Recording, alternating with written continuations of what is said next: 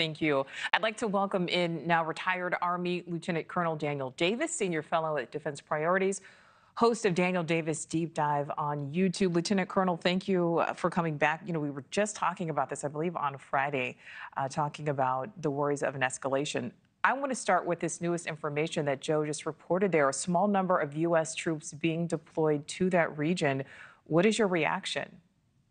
Yeah, I think that should be real troubling, because anytime you're talking about adding American combat power in there, there's going to be the temptation to want to use them or to involve them specifically with Israel in its escalating war here. And listen, this is not going to go well for Israel. And I know the firepower balance is hugely in Israel's favor, as you're seeing these graphic images, and the casualty counts are much, much higher. But we need to understand something, that Hezbollah, while they are the weaker side, they also have some cards to play. And I think that we'll see over time that their best bet right now from their perspective is to probably wait for a ground incursion, because Israel cannot accomplish its goal that it has set out, which is to physically push Hezbollah back from the border so that they can bring their people in, unless you go in on the ground. Missiles won't get it done because they can hide in the southern part there. They have lots of bunkers. They have in lots of hills where they have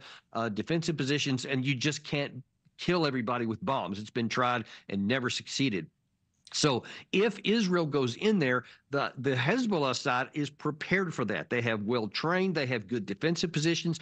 They have lots of booby traps set. They have tank mines, anti-tank missiles, etc. And they have a large volume of modern weapons and missiles that they have so far not used. And that's important, because if Israel gets into a ground incursion and then Hezbollah launches its really good missiles to the depth of Israel, many of which they've gotten from Iran, then all of a sudden you could have a very, very bad situation for Israel, and you just don't have enough force to actually drive Hezbollah back to the Litani River, which former Prime Minister Bennett said was their objective. I want to talk to you more about that.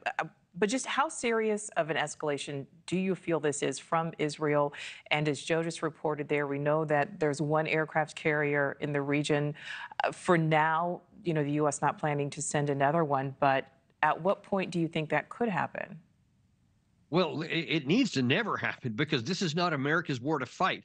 And we should be telling Israel, do not escalate here, because we cannot get into a war. Because if the United States enters, then I think that there's a real risk that Iran would then enter in on the side of Hezbollah. Right now, I think Iran is willing to stand on the side, maybe help them with missiles or so. But if we get involved, then I think Iran may also get involved. And we just don't have the capacity to keep going on here. And by the way, when I told you that a minute ago about Israel making a ground incursion, that will be extremely enormous, expensive in both manpower and missiles. So whatever we think we've given them up to this point will have to be significantly escalated. And we've had American officials in the last week say, we don't have that kind of resource to keep giving you. So it is in our interest to prevent this from going on. And we need to make very clear to Israel that our help is limited. And Lieutenant Colonel, you mentioned the fact that, Hezbollah may wait until Israel potentially enters on the ground. What do you think happens next from Hezbollah? Yeah, because Hezbollah doesn't have the ability, other than like small, like commando type teams, to make hit and runs kind of thing on the Israeli side, because obviously Israel is paying quite a lot of attention to that border now. So they don't have the ability to strike with a ground incursion into Israel, but they definitely have the ability to absorb any Israeli attack and to cause casualties. Their objective would not be to, quote, win the war, but to cause so many casualties to Israel, and then to launch rockets that can penetrate the Iron Dome further in, to make the cost so high to the Israeli side that a lot of the disruption and dissatisfaction on the Israeli side right now, and this is not talked about in the West much, but there are sometimes hundreds of thousands of people protesting against the Israeli government in Israel because they don't like where this is going. And if those casualties start going up on the army and they don't see it has any value or any end, that could grow a lot, and that could force Netanyahu to withdraw his troops, and that would be a victory for Hezbollah. Thanks for watching. Go to joinnn.com to find News Nation on your screen. And don't forget to click the red subscribe button below to get more of News Nation's fact-driven, unbiased coverage.